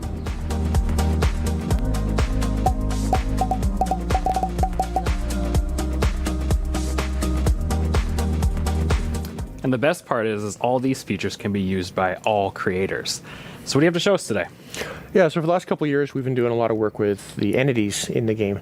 So this time, we've doubled down and gotten it so that we focused on items and blocks. So as part of that, I've made a custom crop to kind of show off a lot of the capabilities. So over the summer, everyone at Mojang Studios was given tomato seeds to try and grow a tomato plant at home. So I thought that was kind of the perfect inspiration to go make a crop. So you can interact, you can place the seeds, use the crops. See, they're kind of growing. We got a couple of them getting to the flower stage. Got a few now that I can actually go pick. So in this case, I've made them work like the sweet berry bush, where you can just right-click on them. But I think tomatoes taste disgusting, so I thought it was better to make them as something you can throw. So Conan and I had some fun. We were throwing them around. It's harmless, or sort of harmless. Yeah, totally harmless. Yeah. You knocked me into the lava. It was mostly by accident. But tomatoes will actually rot on the vine as well, and if they rot for too long, you get a little rotten tomato monster that can spawn from it. So I'm gonna fight him off here. But yeah, he throws rotten tomatoes. They don't fly as far as a regular tomato, but they knock you back a lot more. But kind of based off all this stuff, I think tomatoes maybe aren't the best idea. So I'm going to get rid of all my plants and never grow them again. Yeah, I agree with you on this one. But So all they're these, so healthy. it's true, they are pretty healthy. So with all of these new custom crops, creators can go and make some really cool kind of like farming style maps. Oh, definitely. So like, I think crops are a great example of showing off how they all can kind of come together, because you get the items that you can get there. Normally you would eat the item, but or you can make projectiles. But they also have the ability to get events that are fired from things like a tick event. So as that event is fired, you can make the block run through multiple stages of growth, and eventually get it to the point where like you can choose like what loot spawns at various stages of growth and stuff like that. Yeah, I thought it was really cool how you could like interact with them like a normal berry bush, but then get the tomato out. Yeah, it's just another it's an interactive event that you can key into. Yeah, and then there's a tomato monster there at the end too. Yeah, I call him Tomo. Little Tomo, it's so cute. Yeah. It's not even scary, but yeah, it's an example of what you can do with them combining events and commands. That's one of the features that our creators have requested for so long, just having commands to be able to run them when something happens. So now, instead of also in addition to doing it with actors, you can also do it with blocks and items. In this case, as the flower is rotting, you can disappear that crop and also summon a tomato monster, a Tomo monster. Yes.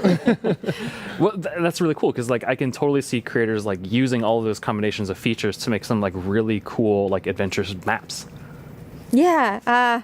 Like, for example, the little adventure that we can show you, where we were going to the desert, and then we found this mysterious golden skull, and also an equally mysterious pedestal in the middle of the desert. So we decided to place our golden skull over there and see what happened. And yes, we have a mountain that is hollow. And as the brave warriors that we are, we went exploring. And obviously, we found some creepy monsters inside. Luckily, we have our trusty custom sword to fight them off. Oh, that helps. I'm not sure if we even survived that. Yeah, that doesn't seem very safe. No, not at all. But that pedestal, I know that's one of the most requested features, block models. Yeah, so I've been super excited that we finally be able to get block models in. It's something we've been wanting to do for years, and we were finally able to work on them and get them in. So we got it working with using the same formats that we've been using for the entities, so the same tools that people have been using to build custom mobs, they can use to build the blocks with. Oh, that's cool. So you don't even have to like learn a new skill. You can just continue. It's almost identical. That's awesome. And then I noticed on the hotbar with the golden skull, there was like a little red triangle. What was that? Yes, it's a new feature that we're calling item lock. I don't know if you found yourself sometimes just going through some content and you have this special item and then you die and you lose it, or maybe you drop it accidentally. Now we've made it so that creators can actually lock something on your inventory, so that when you die or you press Q, it won't go away. That way you don't lose your mysterious golden skull to unlock the next stage. It's so nice. I was going to say, that makes it super easy, because I've definitely been in an adventure map and I lost the key on accident, and then I had to go and, try and fix that. Yes. And then when you place the skull, there was a lot going on in the background. Like, there's three features to talk about right there. The first one is like we wanted to give more power to creators with cameras. And this one is just a small one where we just shake the screen. I don't know if you noticed that one. And then you can help players convey something like there's an earthquake going on, or maybe something is about to fall over you. So you can do that with this new tool. Or dinosaurs. Or dinosaurs. Get a dinosaur steps. Yes. The second one that we noticed there is structures. You can now place them using commands, whereas before you had to be using a structure block, which is more complicated and time-consuming. Now you can do it much more easily. And as part of those commands, you can now animate the structure placement. For those that noticed, like the mountain was opening, and that was just a structure animating. We provide a couple of effects. One is just like a 3D printing animation, and the other one is layer by layer. And yeah, you can combine them to just achieve very cool effects. Yeah, I can see like creators, using those to add just another level of polish to their world. Exactly. Absolutely. And then I recognize the scorpions. Yeah, well, the desert theme, it felt appropriate to bring them back. They've always been one of my personal favorite custom mobs that I've ever built. Yeah, but after watching that video for so long, and ended up having a nightmare about having to rescue my mom from really? some like aliens riding scorpions. It was creepy. I'm sorry, that was not the intention. It was creepy and funny. Yeah. Well, speaking of aliens, I know our team put together a really cool sci-fi parkour map that, they made you run through, Jason. Yeah, I'm pretty sure they knew this when they asked me to run through it, but I'm pretty awful at parkour. So it took a few tries to get a clean run through. But at the beginning here, it's a pretty typical sort of parkour map of running and jumping, but we definitely have some twists up ahead. And here's kind of the first one of, even I know I can't make that jump. So let's see what's in the chest. And we got a Sliminator. So I'm pretty sure you know what to do here. So now, hopefully, I will jump and be able to clear this gap. And please, yes. Make it up. So to get teleported to the next section, kind of make it along and see what next obstacle we have. So now I know the chests have useful things in them. So we got a Blockinator. And we'll throw that across and get a little platform. Now I can make this jump. Even I can make that jump. And we got the hot dog, or the cyber dog, and float up. But it poisoned me, so I needed to use the antidote to rescue me there. Make it across and get through here. Now we got a wall in the way, so let's see what tool we have to get through the wall. And insta presto, and get through here. Keep going along. And this should be our last obstacle here. But I can see the teleport pad, but I can't quite get to it. But that shaft up above looks promising, along with the ladder. So let's go up, see what we get here. Fall down. And block breaks, I can get to the teleporter. And Fanny's already there. You made it. Yeah, finally.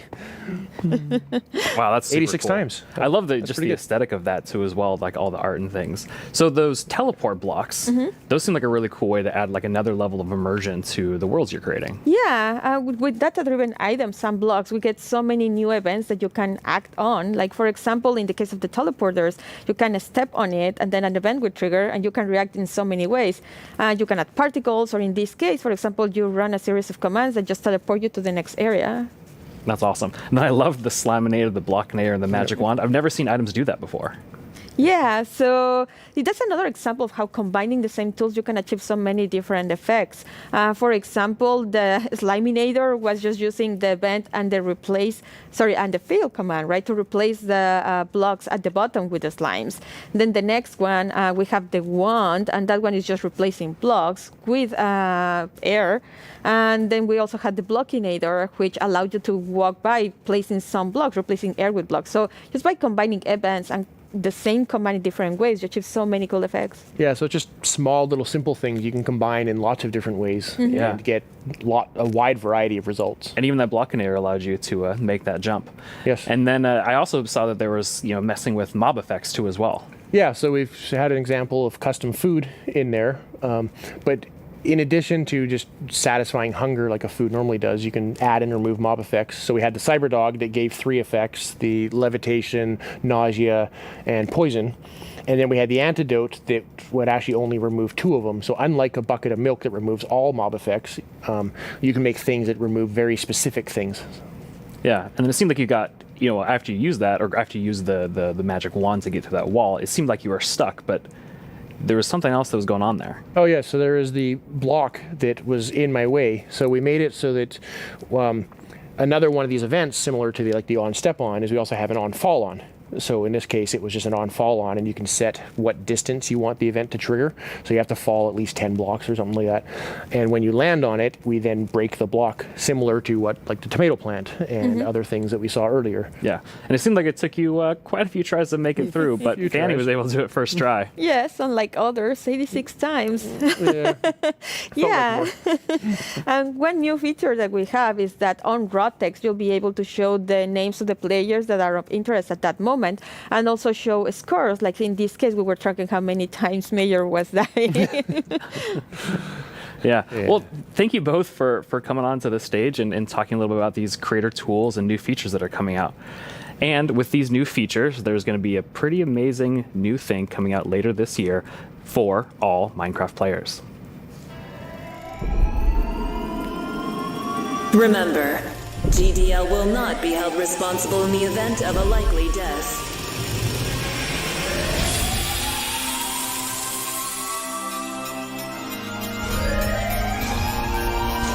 Your descent will begin in 3, 2, 1.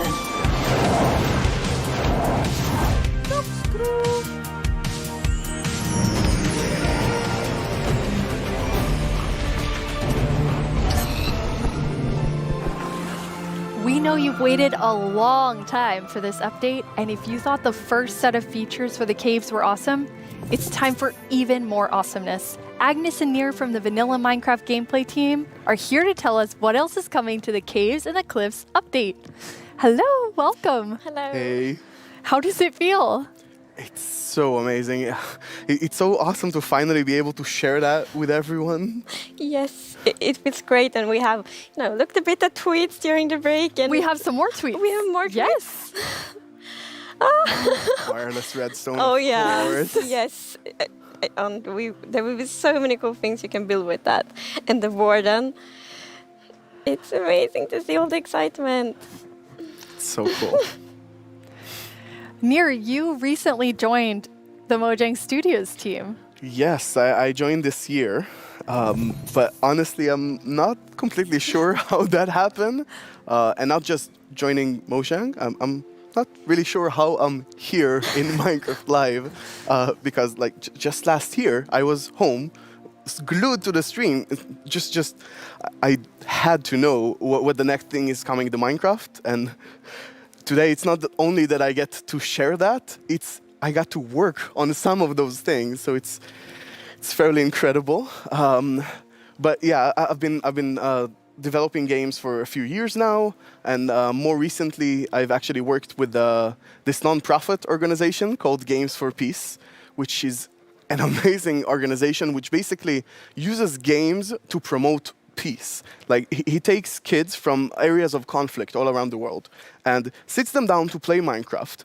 And sometimes it's kids that don't even share a language, so they can't talk. So Minecraft is the language they share. Minecraft is what helps them connect and get to know each other and creates friendships, right?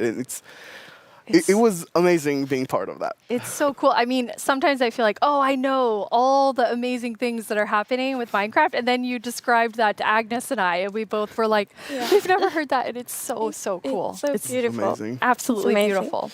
So in this update, you've been really looking at filling out the caves even more. Yes, so there are even more things to show. And in the things we showed so far, it's a lot about improving the journey underground, but of course we also want to add new things to find, new resources, and one of them are crystals.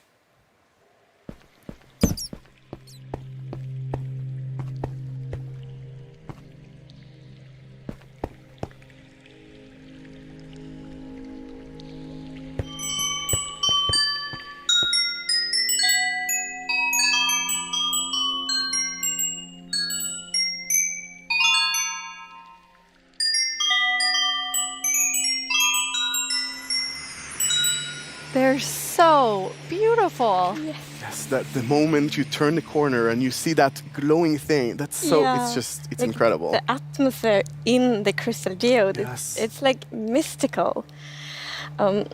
Yeah, they're so pretty. And we were thinking a lot about like what is the purpose for crystals in Minecraft. And one thing is like they should have a use, and we will talk more about one of the usages soon. But the other thing is a lot about just adding a lot to the experience of exploring. And we want them to be quite rare. So when you find them, it's really gonna be like magical, because they're just beautiful. And you know, when you walk on the crystals, you hear these sounds. Yeah, it's just, we talked before about the pillar of underground of Marvel. And I feel they're just the perfect feature for that sort of pillar, right? But you can't just take them with you. Right, so you can break the crystal plant we saw in the video, but they actually grow from a very special block. And that block is unobtainable. It's sort of like you think about spawners, right? You cannot just take it and put it in your base. It makes you go and build farms all around your world. And that also encourages you to create tunnels between them and find out ways of transferring those items from place to place. And I just love those sort of features that really encourage other gameplay in the game. As an explorer myself, I'm very excited about finding all of these. And you mentioned a usefulness to them. Oh, yeah.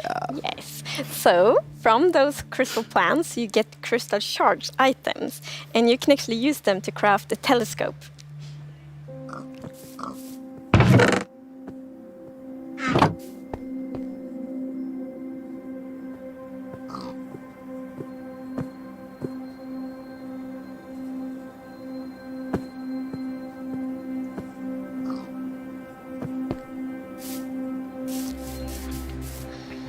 That is amazing. It is. It's such a useful item.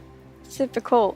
And the cool thing is that, so yes, you use the crystal shards to craft them, but you also need something more, and that's also a new thing that we added.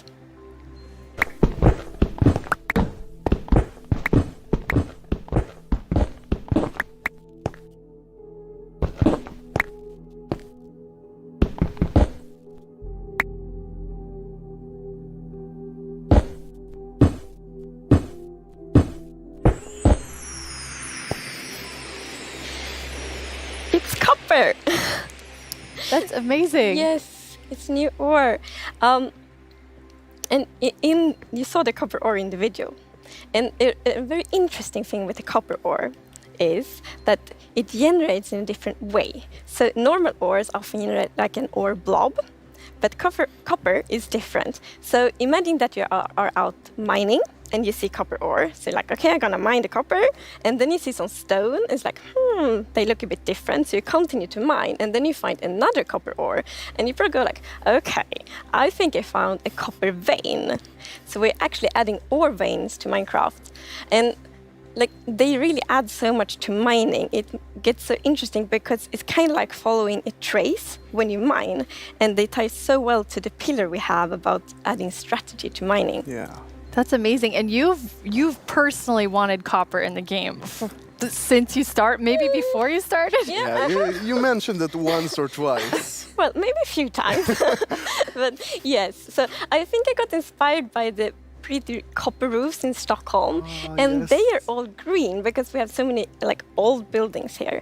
And we've actually added that mechanic to Minecraft as well. So you know, if you place a copper block, it will first be orange, but after a while, a pretty long time, it will turn green. And it's something, I think it's so cool, because it actually adds history to Minecraft. Because, for example, if you have a really old Minecraft world, then you can see on like a house and like, oh, the roof turned all green, and then you know that that house has been there for a really long time.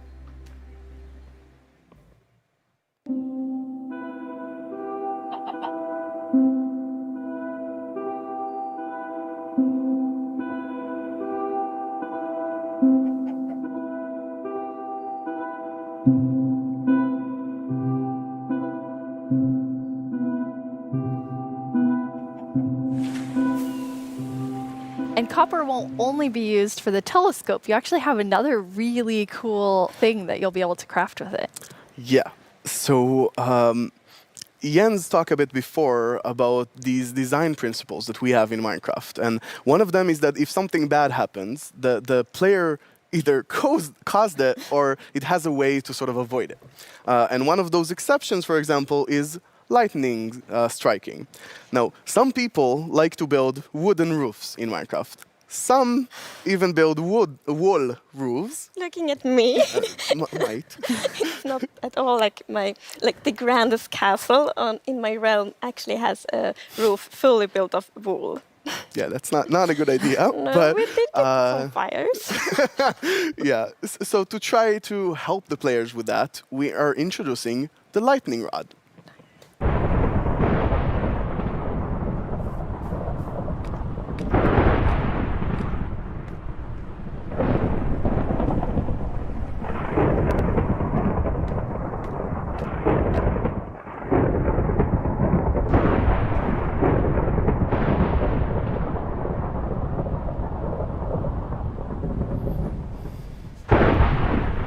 That is very useful for all the wool roofs out there.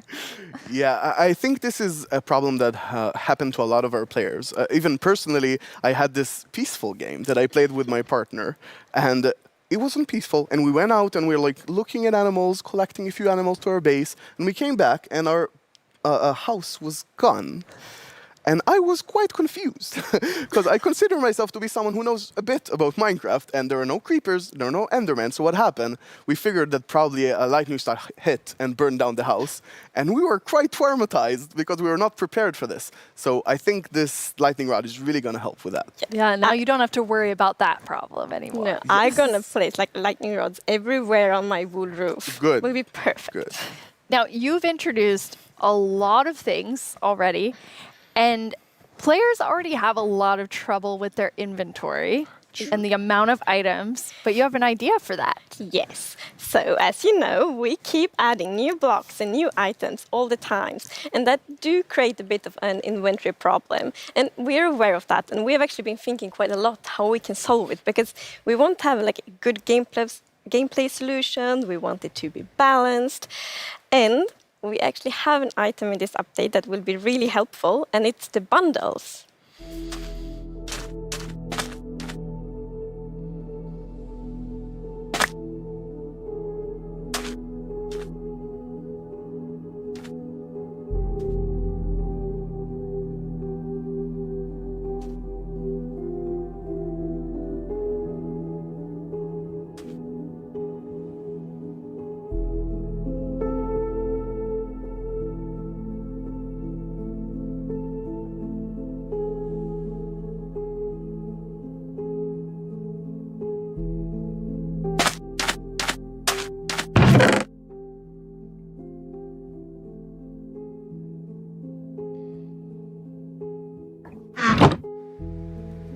Bundles.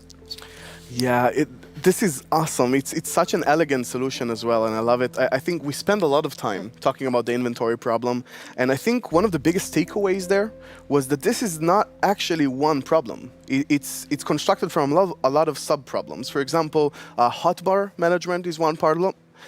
Getting a lot of blocks for your huge build somewhere, that's like something the shulkers help with. But I think there is a third sub-problems where every time you leave your base to go exploring somewhere, your inventory keeps getting full of junk. Like, this lot just has 2 flowers. This lot has just 1 seed, right? And I think the bundles are really going to help with that problem. Yes. So the thing with the bundle is that you can place many different kinds of items in one bundle. So many different kinds of items in one inventory slot. So for example, I can take those 2 flowers and 1 seed and put them in one bundle. It's great. And you can kind of use them like presents too. Oh yes, I'm so excited about seeing what players do them in like shopping district, right? You can have the bundle of the day, which has a bunch of things with it, or you can have secret bundles where you have 3 of them in a chest, but you get a random one. I think it's really going to be cool. Yes, and for example, if your friend has a birthday, you can put like your prettiest item in the bundle because it looks like a gift wrapper, and then you can give it to your friend. That's so cool. We've talked so much today on the like really game design side, but how do you work on the art side? We actually have a very close collaboration with the art team, and it's great. So my job is basically to get an abstract idea and imagine how it would fit into the Minecraft universe and then start sketching it. So once the sketch is finished, I send everything to the 3D artist that it's gonna model it and animate it to make it alive. My job is to bring sketches to life and make them move in 3D space. To work with a game that has such a special look, it's amazing. It's a challenge, it's fun, it's sometimes frustrating, but it's very rewarding. I love it. I make the pixel art of the block, and usually when I create a block texture for a new rock type, it's going to be a lot. Like, I'm going to make 50 iterations of one block because I want to make it right. Every block is like a building block for people's imagination, right? So I try to like pour a lot of love in each block to make sure that people can create what they want. So I think my favorite thing about the Minecraft look is that it's very unexpected, very unconventional, and that's where like the special comes from. Minecraft in terms of game art is special because it has such a unique look and it's very restricted. It has to be 3D pixel art and we can only work within those boundaries. So we have to like think inside the box but also outside the box. I've been working on this exciting new mob. This new mob will be the cutest predator ever existed in Minecraft. This update is incredible. Like, people have been waiting for this for so long, and we're finally gonna do it. I hope that the community is really, really happy about it. I hope they have a lot of new stuff to play with, and I hope that they're excited to see some concepts as well.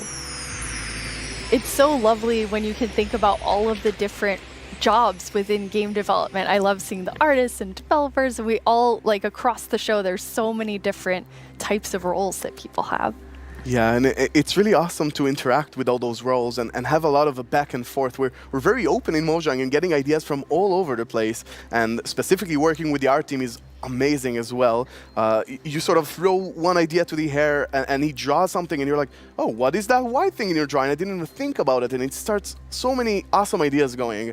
And we even integrated into our prototype process, and actually I think until I saw those sketches by the art team, I didn't really understand what archaeology in Minecraft even means.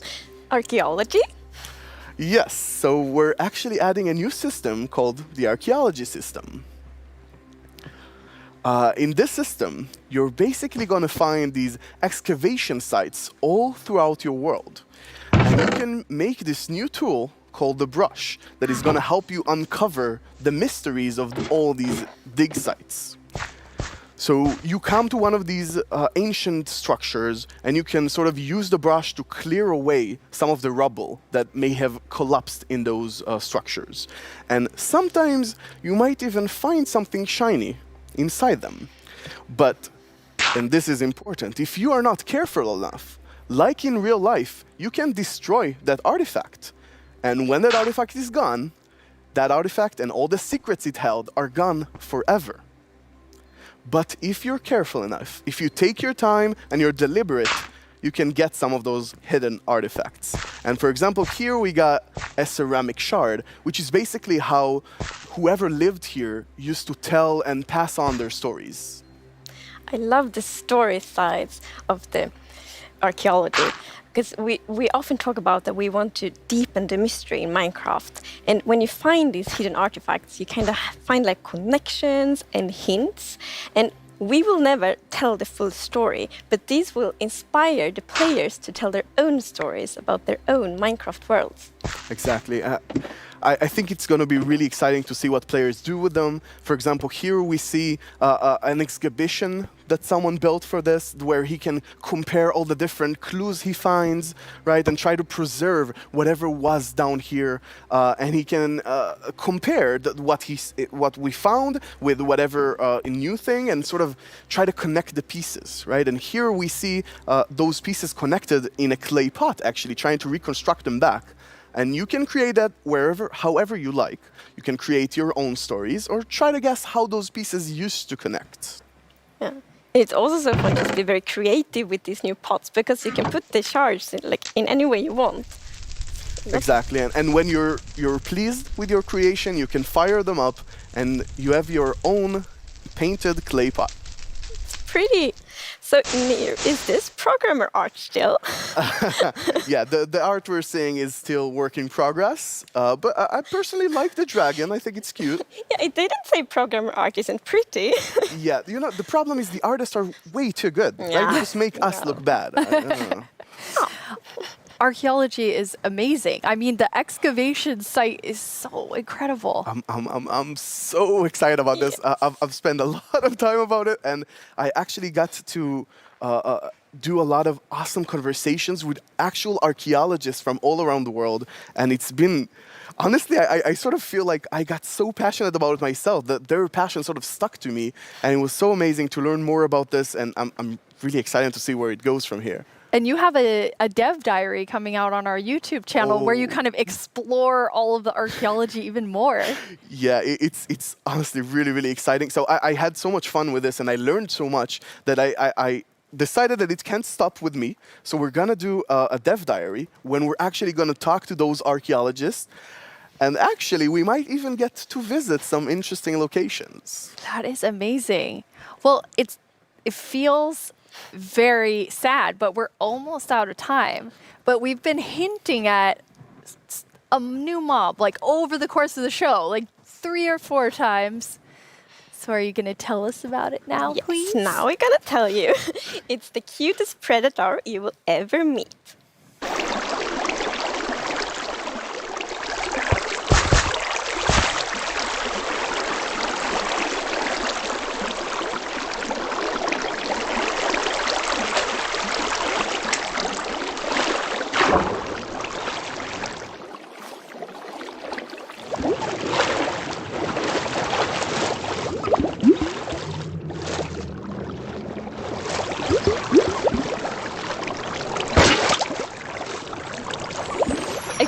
I feel like there's only one sound I can make after seeing that, which is like...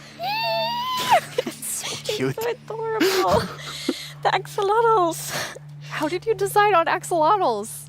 So, when we add a new mob to Minecraft, we really wanted to have like its own unique character. We wanted to have purpose. And it's also a very good thing if it happens to be ugly cute. And the axolotl is perfect. It has all of these things. Well, I guess on the ugly cuteness, it might be quite a big emphasis on the cute side, but still. And we actually had a brainstorm in the team. So we were like, okay, we're going to add goats, but we want to add another animal. And then one of the developers posted like a big picture of an axolotl.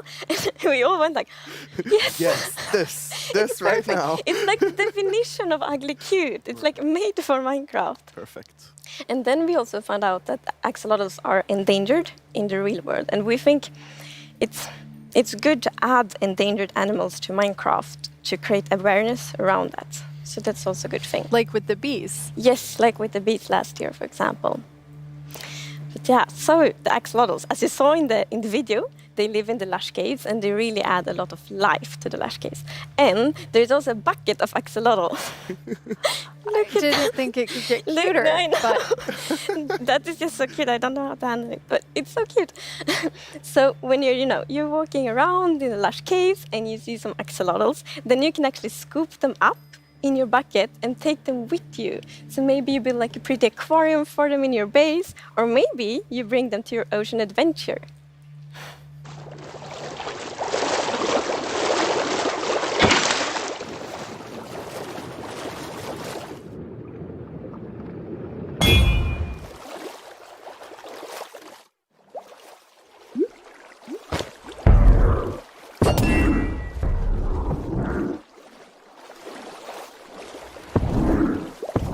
And now I see why you're calling them the cutest predator you'll ever meet. Exactly. So when you scoop them up in a bucket, you can actually create your own axolotl army, basically, and charge into the oceans with them, and they will help you fight various, well, they'll attack cute fish as well, but they'll help you fight the drowns and the guardians, and they're actually quite useful when fighting guardians because they have this special ability that whenever they take damage, they sort of play dead. And when they're playing dead, no mob will actually attack them. So they have this time to regen back, help, and then jump back into the fight together with you. And if you learn how to cooperate with them really well, they might even heal you during the battle. That is so cool. But, okay, so you added these 2 mobs that are like as different as possible with the warden and the axolotl. Yes. Yes. So this update is actually a lot about contrast, which is great because it creates like a dramatic player experience, which is so good. So we're like updating the highest heights of Minecraft with the mountains. We're updating like the deepest of the caves. We have this terrifying warden, the cutest axolotl, and also in the caves, like the lush caves are very light and welcoming, and then the deep dark is like super scary and challenging. I guess we can't forget our little goat in there. Oh. It's kind of the in-between. Yeah, we shouldn't forget the goat. I guess it's in between. It is still very cute, but in between. No one can be as cute as the axolotl. No, I don't think so. Before we tell everyone the winner of the mob vote, let's take a look back at some of the exciting things that we've talked about today.